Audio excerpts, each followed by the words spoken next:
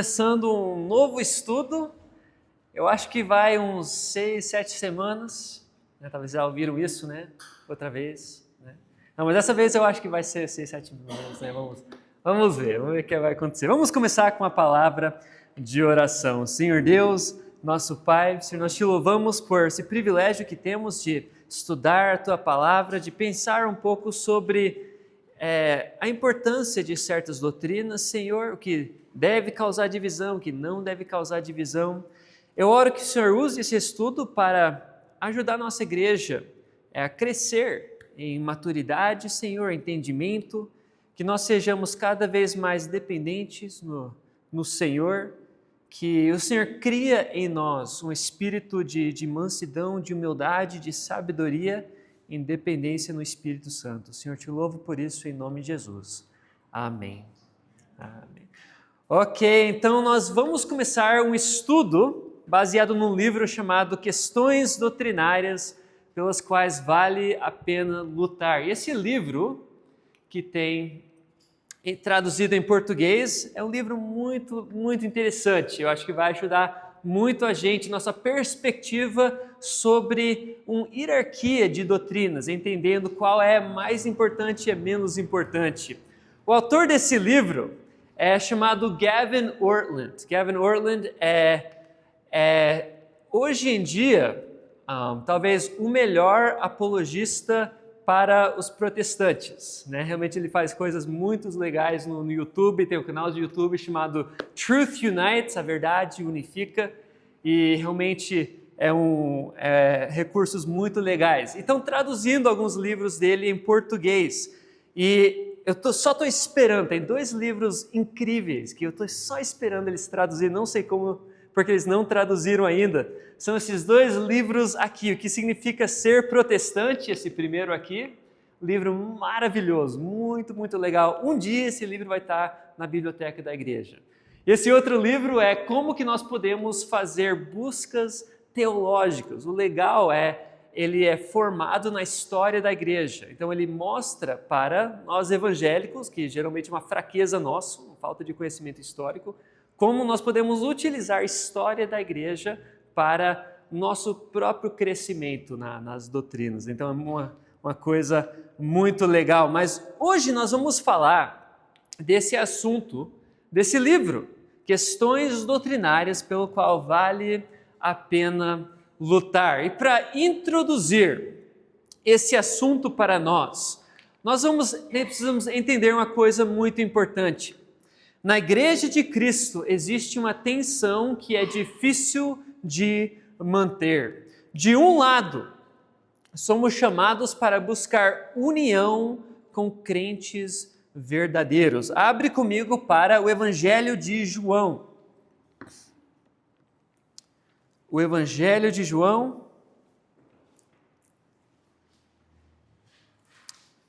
capítulo 17.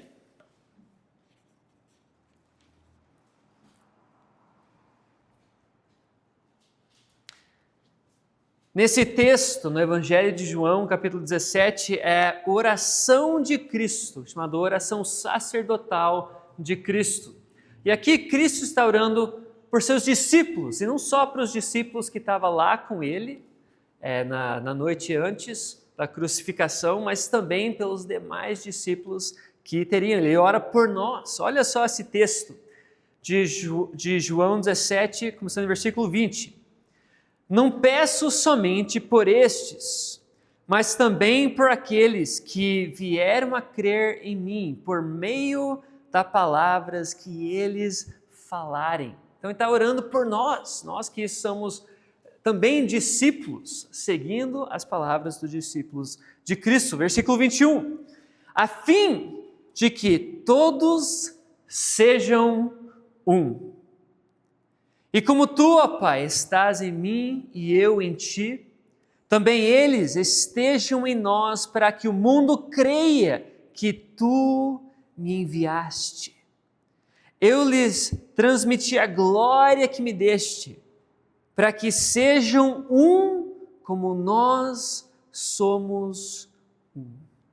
Eu neles e tu em mim, a fim de de sejam aperfeiçoados na unidade, para que o mundo conheça que tu me enviaste e o amaste, como também amaste a mim. Então aqui, Cristo está orando pela união dos discípulos. Também nós temos outros textos no Novo Testamento que vai mandar a gente buscar união com os irmãos. Então isso é um lado dessa tensão que nós temos que manter, essa ideia de união, de buscar união. União é uma coisa boa. Através de união, o mundo vai enxergar o amor de Deus. Mas também temos outro lado. Nós também somos chamados para nos separar de pessoas que ensinam falsa doutrina. Abre comigo para Romanos.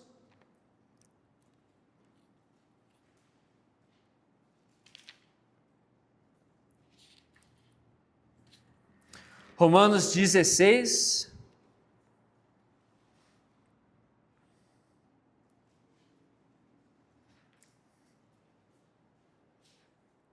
Nós só vamos ler versículo 17. Romanos 16, versículo 17. O apóstolo Paulo diz aqui para a igreja em Roma: Irmãos, peço que notem bem aqueles que provocam divisões e escândalos, em discordo com a doutrina que vocês aprenderam. Afastem-se deles. Porque então aqui é um mandamento do apóstolo Paulo para enxergar pessoas dentro da igreja que estão ensinando falsa doutrina e fazer o quê? Separar dessas pessoas. Então nós temos essa tensão na igreja de Cristo.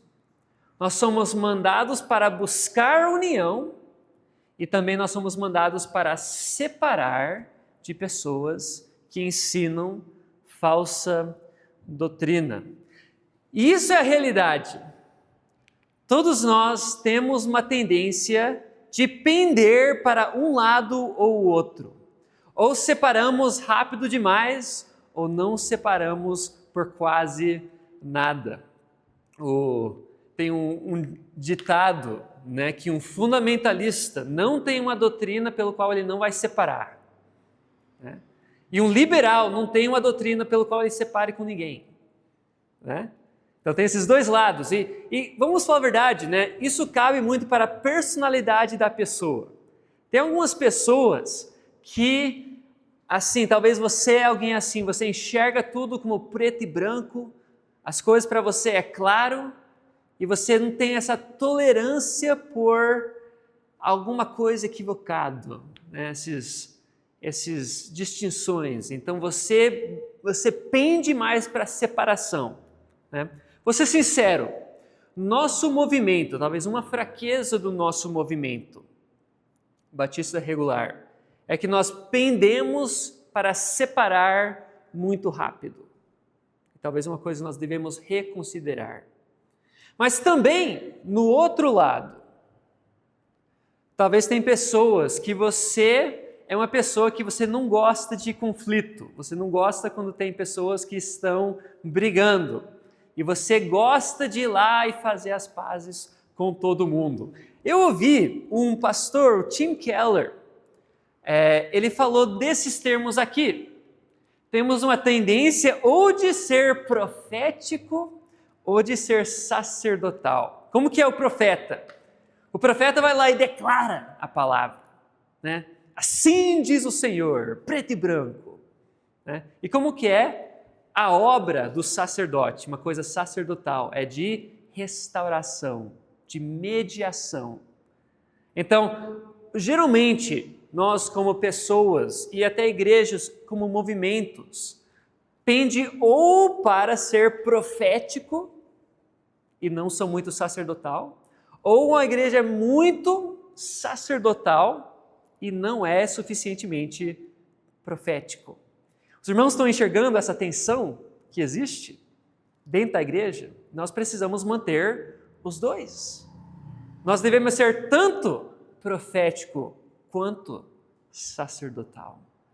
Nós devemos buscar tanto união ao mesmo tempo que nós buscamos separação.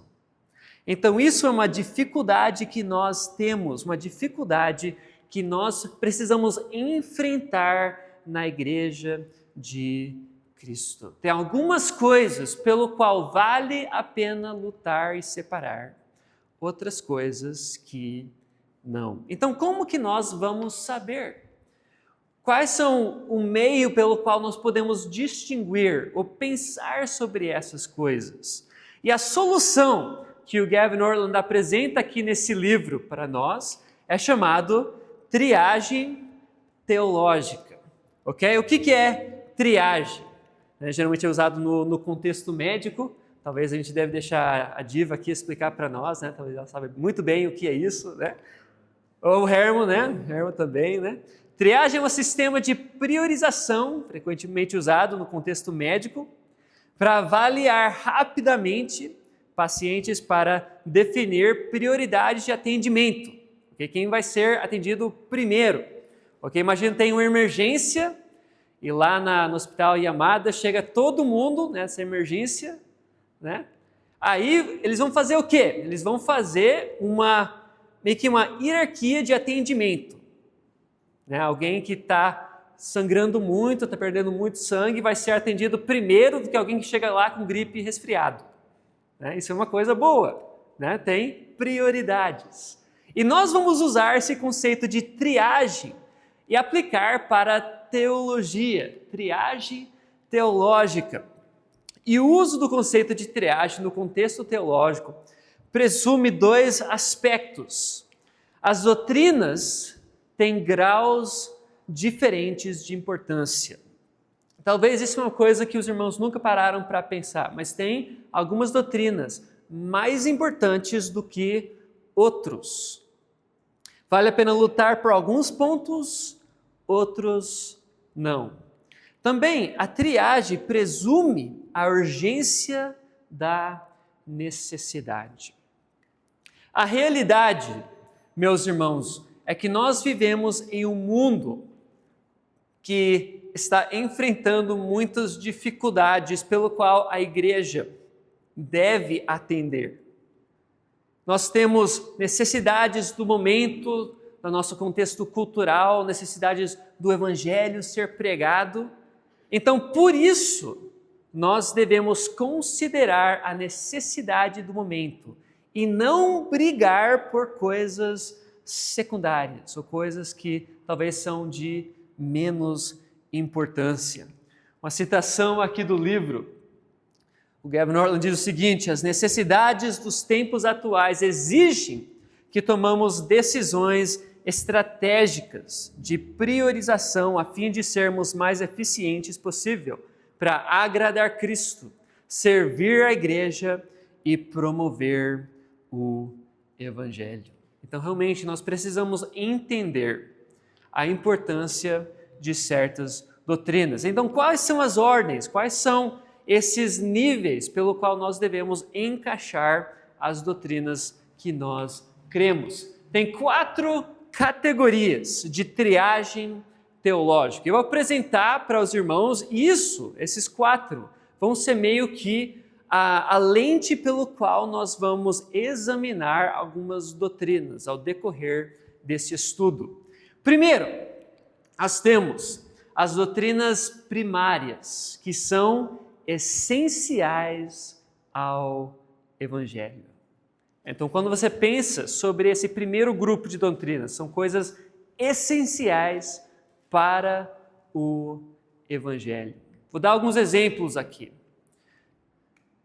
Primeiro, nós temos a ideia de quem é o Deus do Evangelho. Quem é o nosso Deus?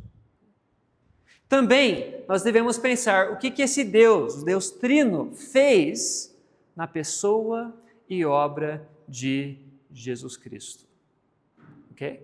Isso são coisas primárias, coisas essenciais. Tem uma coisa que nós já estudamos aqui que deve ser uma ajuda para nós entender o que é essas coisas essenciais. O que é um recurso na história da igreja que nós temos que nos ajuda a entender quais são essas coisas. Alguém lembra? O que é uma coisa? Você sabe, Diego? O credo que nós estudamos aqui algumas vezes. O credo nos ajuda. O credo apostólico, o credo de Nicéia, né? Essas coisas que ajudam a gente a identificar quem é Deus e o que Deus fez na pessoa e obra de Jesus Cristo. Okay? Por que isso é importante? Né? Porque que nós olhamos para outras igrejas e outras denominações e enxergamos eles como irmãos verdadeiros em Cristo. Mas outras supostas igrejas ou denominações nós olhamos e falamos que essas pessoas não são crentes. Por que nós olhamos para os testemunhos de Jeová, os mormons, e nós falamos, olha, eles não fazem parte da comunidade de fé? Porque eles erram isso, as coisas essenciais. Eles servem outro Deus, eles adoram outro Cristo. Se você erra essas coisas, você está fora. Você errou o Evangelho. Então essas coisas são essenciais para o Evangelho. Então isso é a primeira categoria. Primeira categoria que nós vamos usar para analisar. Segunda categoria, as doutrinas secundárias, que são urgentes para a saúde e a prática da igreja. Questões que causam divisão no nível de igrejas locais ou denominação. Ok? Então, nesse segundo nível, eu quero que os irmãos pensem sobre talvez o que causa divisão entre denominações ou entre igrejas. Vou dar um exemplo. Uma coisa que é muito pertinente para a saúde e a prática da igreja. Batismo. Nós temos igrejas que praticam pedobatismo, batismo de crianças. Nós batistas, uma coisa muito importante para nós é credo-batismo. Você precisa confessar a fé antes de ser batizado. Agora, imagina como seria se tinha uma igreja que estava dividida sobre esse assunto. Metade da igreja queria batizar seus filhos, metade da igreja fala assim, olha, isso nem é batismo. Não seria complicado para a saúde daquela igreja? Seria. Seria uma coisa muito difícil. Outra questão, que talvez é uma coisa secundária, mas é uma coisa muito pertinente, é a saúde de uma igreja local. A questão, se mulheres podem exercer o ofício de pastor. Ok? Uma igreja, seria muito difícil uma igreja estar dividida sobre uma coisa dessa. Se metade da igreja quer eleger uma pastora e a outra metade não quer. Então isso é uma coisa muito pertinente à saúde da igreja. Ok? Então temos essas duas categorias até agora, aquelas que são essenciais ao Evangelho e coisas que são urgentes para a saúde e a prática da igreja. Número 3, as doutrinas terciárias que são importantes para a teologia cristã, mas não o suficiente para causar divisão. Okay? São coisas importantes, mas que irmãos podem discordar e permanecer na mesma igreja local. Vou dar alguns exemplos aqui. Primeiro, talvez uma coisa que talvez você já enxergou, a ideia de calvinismo e arminianismo. É uma batalha que é constante, que parece que nunca termina. Mas sabe o quê? Pessoas podem discordar sobre isso. Agora, isso quer dizer que isso não é importante? Que isso não importa? Não. É uma coisa realmente muito importante e devemos considerar e pensar sobre isso. Mas isso não deve causar divisão. Vou dar outro exemplo, uma coisa que causa um pouco de divisão no nosso meio batista, especificamente mais nos Estados Unidos. uma coisa que não deveria causar, mas infelizmente causa. É o princípio do tradução bíblica. Se você vai usar a Bíblia King James, né? Aqui no Brasil seria a corrigida, ou se pessoas podem usar traduções diferentes. Okay? Tem pessoas que dividem sobre isso. Eu creio que isso é um erro de categoria. Essa questão é importante, essas coisas devem ser conversados e debatidos, mas está nesse terceira parte aqui. É importante, mas não deve causar divisão. E por fim, nós temos questões doutrinárias que são menos importantes, que realmente nunca deve causar divisão. Coisas realmente que, sinceramente, não importa tanto. São mais curiosidades. Alguns exemplos são, talvez, questões de quantos anjos existem, né? Tem debate sobre isso. Talvez você já ouviu o debate sobre o Nefalim, em Gênesis capítulo 6. Você já viu uma coisa assim? Né? Você não deve dividir com alguém por causa da perspectiva sobre o Nefalim, né? Esses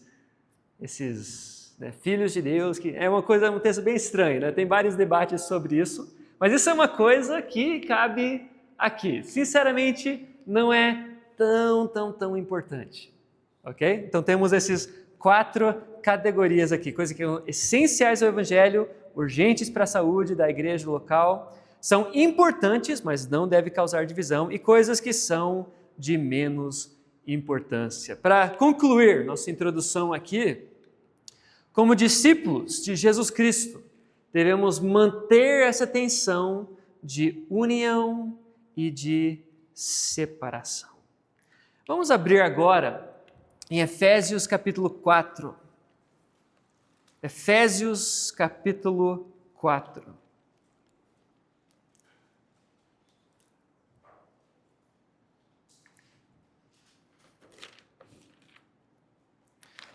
Efésios capítulo 4, de versículos 1 a 3. Olha o que o apóstolo Paulo fala para a igreja de Éfeso. Versículo 1: Por isso eu, o prisioneiro no Senhor, peço que vocês vivam de maneira digna da vocação que foram chamados, com toda humildade e mansidão, com longanimidade, suportando uns aos outros em amor, fazendo tudo para preservar a unidade do Espírito no vínculo da paz. Nós devemos buscar a união no Espírito. Isso é um mandamento. Nós devemos buscar isso. E também nós devemos lutar para manter a pureza da doutrina de Cristo. Em Judas versículo 3, esse texto diz que o propósito de escrever essas coisas em Judas era para exortá-los a lutar pela fé, que uma vez por todos foi entregue aos santos. Então isso, meus irmãos, é essa tensão que nós devemos buscar e viver. Devemos buscar união e buscar separar se for necessário. Para manter isso, nós vamos precisar de algumas coisas. Primeiro, nós vamos precisar de sabedoria. Precisamos buscar sabedoria orando, que Deus abra o nosso entendimento para a palavra de Deus, para podermos entender quais coisas são de maior importância ou de menos importância. Também, nós precisamos ter humildade. Nós precisamos ter humildade. Muitas vezes, quando crentes começam a estudar um pouquinho de teologia, isso acontece muito no contexto de seminário. Sabe o que acontece com a pessoa? A cabeça da pessoa fica desse tamanho. Começa a estudar um pouquinho a coisa e se acha o dono da verdade. Gente, isso causa divisão desnecessária. Causa brigas e contendas, discórdios. Nós precisamos manter humildade, sabedoria, humildade e independência no Espírito Santo. Se nós somos uma igreja assim, nós vamos poder estar equipados para enfrentar essas situações que vão surgir. Vamos ter sabedoria para poder tratar essas situações sem causar divisão desnecessária. Então, isso é o nosso desafio para nós estudarmos nas próximas semanas. Vamos terminar com uma palavra de oração. Senhor Deus, nosso Pai, eu oro que o Senhor dá para essa igreja, dá para cada um de nós, um espírito de humildade, de mansidão, de amor profundo pelo Senhor e pelos nossos irmãos em Cristo. Eu oro também que o Senhor nos dá um espírito de sabedoria, que podemos enxergar a realidade, podemos enxergar situações em que devemos dividir de um irmão, devemos buscar separação, que também temos sabedoria para buscar união quando é possível. Eu oro que o Senhor cria isso em nós e que nós podemos todo dia depender do Teu Espírito para nos guiar, Senhor. Que nós podemos ser guiados pelo Espírito Santo e que podemos manter-se em união no veículo da paz. Senhor, te louvo por isso em nome de Jesus. Amém.